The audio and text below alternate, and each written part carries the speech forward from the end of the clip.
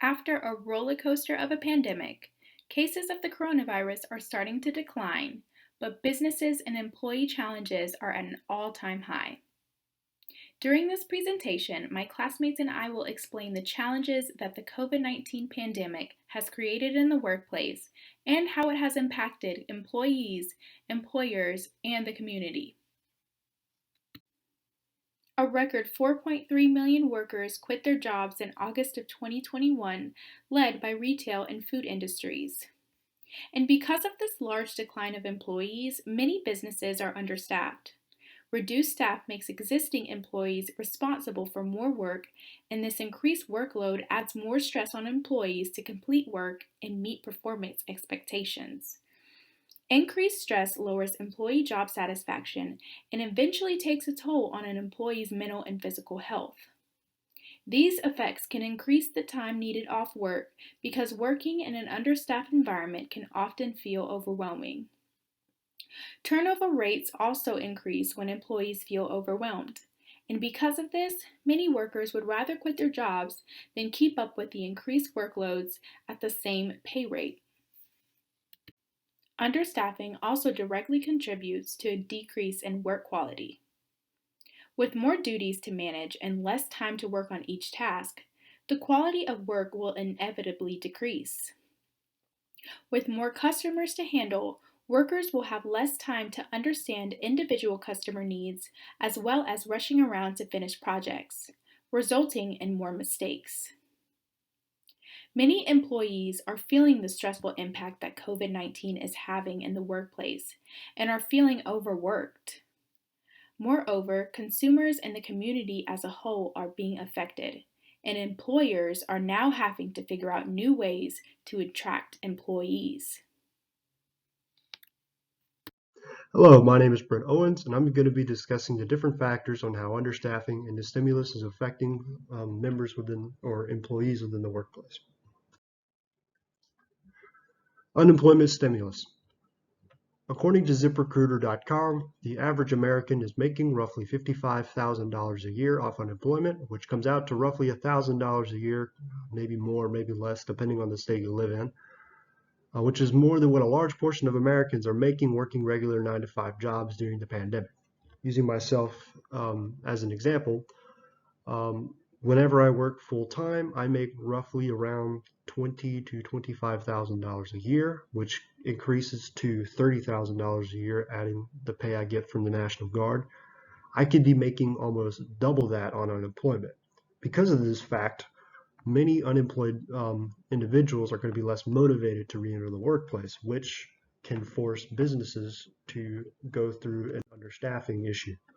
When businesses go through an understaffing issue, businesses are going to be forced to turn to their employees in order to make up for that loss of manpower.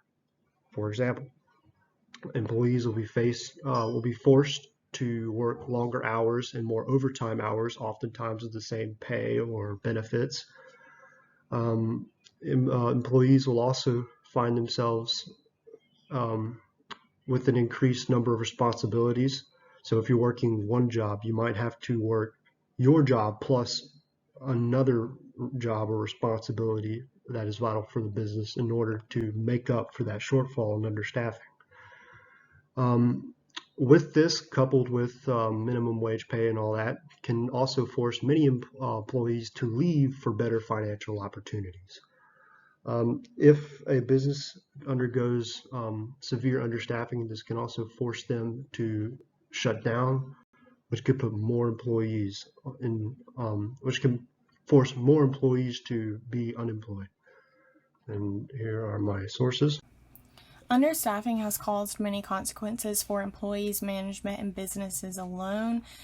As coronavirus continued to take full effect, many layoffs were happening as businesses were being closed temporarily. During this time, unemployment rates grew from 5.6 to 7.8, and to put that into perspective, that's the highest the United States has ever seen. This included in the beginning week of April, 6.6 million people lost their jobs, along with at the end of April, you were looking more so towards the 16 million area. As businesses reopened with many limits, management had to find new ways to keep their businesses alive, including many doctors' offices went to phones and Zoom meetings for their appointments. Places like restaurants and corporations like Target moved to contactless delivery along with curbside to go. This was followed by new implements of capacity rules, starting with about 50%, moving to 75%, which then moved to completely opened with the use of the 6-foot rule along with the use of masks. But with limited operations came with limited staffs, and businesses couldn't continue to overwork their staff and run into overtime, which was costly. And this created changes within business operations. We all know McDonald's is normally 24/7 business, but it has now locally moved to 9 a.m. to 9 p.m. Other businesses have either quit operations Monday or Tuesday, depending on which one was less busy for them. During this time of businesses closing and layoffs were happening, the government implemented economic impact payments, also known as the stimulus checks. They were within 3 rounds. The first round was budgeted at $292 billion and the third at $411 billion. As this was a helping hand for those who could not find a job or didn't have a job, or the fact that they had children or other things and needed to stay home, this definitely was a very helpful thing for them. But as businesses were fully reopened, more staff was needed and is needed still, but people are not fully encouraged to go back as they have government income, along with many people still do have a health concern and are scared. This led to businesses and management finding new ways to get people to join their team with sign-on bonuses, which are great encouragement, but they are also very costly for the businesses alone. Some sign-on bonuses were starting at about $250, and I have seen within Burlington area they have reached about $2,500, which is very significant and very costly for the businesses. Hey, I'm Sofia. I'm the last presenter in our group, so I'm going to be talking about the solutions to the problem that has been addressed. So what are the solutions? Specifically, I'm going to be talking about how organizations are retaining their current employees while also attracting new ones. So organizations have been met with an unexpected challenge. Now, this past year and a half, there have been many challenges for organizations, needless to say. When COVID first hit, a lot of businesses were closed down for a certain amount of time. I know during those first few months of lockdown, there was a lot of uncertainty. There was a lot of confusion in many regards, but organizations got impacted pretty harshly because then we moved into having new rules and restrictions regarding limited capacity, being socially distanced, masks, sanitation, all that.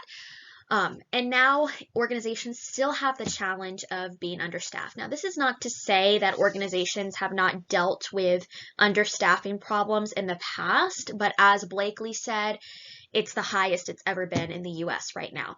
So organizations have had to come up with some creative solutions to combat the understaffing. Some of these solutions have had a positive impact on employees and the organization. Others have had a negative impact. Some solutions have had both a positive and a negative impact. So let's start with the solutions that have a negative impact. We probably have all noticed that most businesses have limited their hours. So if you don't have the proper staff, it's difficult to stay open with your regular business hours. As Briaunna addressed, if you're understaffed, you have only a certain amount of employees, they're going to have to work more hours. She already addressed that's going to lead to stress, fatigue, and then it's going to be expensive for the organization, as Blakelee addressed, because businesses are going to have to pay overtime. Now, you could say the limited hours is positive for current employees in the sense that if their hours are limited, if the business hours are limited, then those employees are not going to be overworked. So it is a positive in that regard, but obviously it's a negative for the business because if the business isn't open regular hours, they're not going to be making as much income, right? They're probably not going to be making as much income. So I want to share a story regarding the limited hours. Back at, I think it was the end of September, my dad and I were in Blowing Rock, North Carolina. We were on the main street in downtown Blowing Rock. It was a little bit later in the afternoon, maybe 2 or 3, and we were just trying to find somewhere to eat lunch. We were looking for a late lunch, and I kid you not, we went to every single restaurant on that street. They were all closed. They weren't opening until like 4 or 5 because of their limited hours. We ended up actually walking into, I can't remember the name of the restaurant, but it was a pub, and they were open. They were still serving drinks, but their kitchen wasn't reopening until, like I said, 4 or 5 because the kitchen was so severely understaffed. So just on this one street, in this one town, in this one state, I saw firsthand how businesses were being affected by being understaffed. Now, the solution to end all solutions, shutting the business down. Unfortunately, a lot of businesses have felt this is the only feasible option. Now, a lot of businesses have closed just temporarily. This picture that I took that's on the right, I took that at 1180 Eatery. That's located in the mall in Boone, North Carolina, around the same time that I was in Blowing Rock, so probably September, October of this year. And you can see the sign says, due to being short-staffed, we are taking a short break. So even a year and a half into the COVID-19 pandemic, we are still seeing that businesses are understaffed. Now, Melt, which is a local eatery in Greensboro, North Carolina, who was a very successful eatery, may I add, several years ago now, they actually opened a second location. Back in mid-July, they had to close their doors down. They first started with a strategy of limiting their hours, but even with limited hours, they were so short-staffed that they had to close down. So this link is, it brings up both the video and the news article when Melt came out that they were closing down. So if that's something you're interested in looking at. Now on to the solutions with hopefully a positive impact. So as I was doing research, the main thing that I noticed that organizations were implementing: benefits, benefits, benefits. So that includes pay raises. I know back in March or April, I think it was, Costco raised their hourly wage to $16. Walmart also did the same. I don't know if it was also $16, but they also increased their hourly wage. FedEx increased their hourly wage by $2 for nighttime employees. A lot of businesses have also been implementing sign-on bonuses as well as referral bonuses. So I just want to make a quick note, and I know Blakelee addressed this.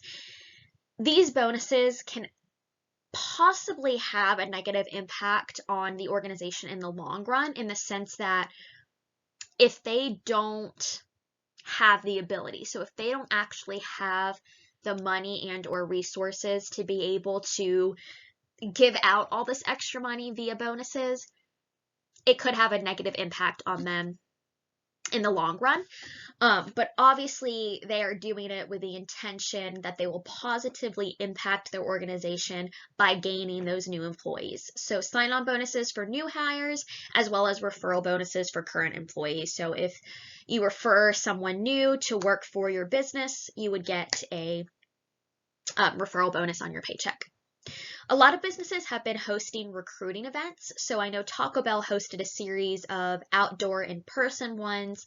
CarMax was hosting drive-through ones, and I know they were implementing a sign-on bonuses, and it was in the thousands of dollars, and it was actually higher if you were bilingual. I know this isn't local to us, or it may be depending on where you live, but I have family friends that work in the medical field in Charleston, South Carolina, which the medical field has also been greatly impacted by the understaffing. And they were telling me that local hospitals in the Charleston area were holding recruiting events, and they were doing raffles. So if you entered your name into the raffle, you would win money to, or you could win money to a local restaurant, coffee shop, bakery, store, etc. And then just benefits regarding overall employee wellness. So paid leave, and not just for mothers, but a lot of businesses are now offering paid leave for fathers as well. So paid leave if you have a child. Believe it or not, a lot of businesses are now giving paid leave for pets. So during lockdown, pet adoption rates significantly increased. People were adopting pets to combat loneliness, whatnot, and a lot of prospective employees are now requesting paid leave for their pets. If their pet has an emergency or needs to have a surgery, whatnot, they would get paid leave for that.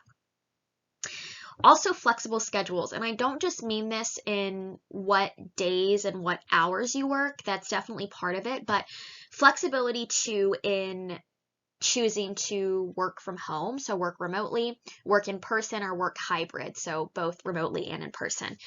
You know, when we went into lockdown and a lot of organizations were forced to work from home or chose to work from home, a lot of employees realized that they preferred that it was more convenient for them. So many of them are still requesting that now, and some people also just still don't feel safe or comfortable working in person, you know, because COVID is very much still real and evident in society. So flexibility in how you work, having that ability to choose. So this picture on the right, I took around the same time as the others, so September, October of this year. It was taken at Carter's in Oshkosh B'gosh, which is located in Friendly Center in Greensboro. So these were flyers that were held at the cashier, just saying join our team and the reasons why. So you can see 30% discount, fun-friendly teams, full and part-time benefits, and flexible schedules. And these are our resources. So thank you so much for being here and for listening to all of us speak. We hope that you gained knowledge and that you learned something about the understaffing issue that is still prevalent today due to the COVID-19 pandemic. Thank you so much, and we hope you have a great rest of your day.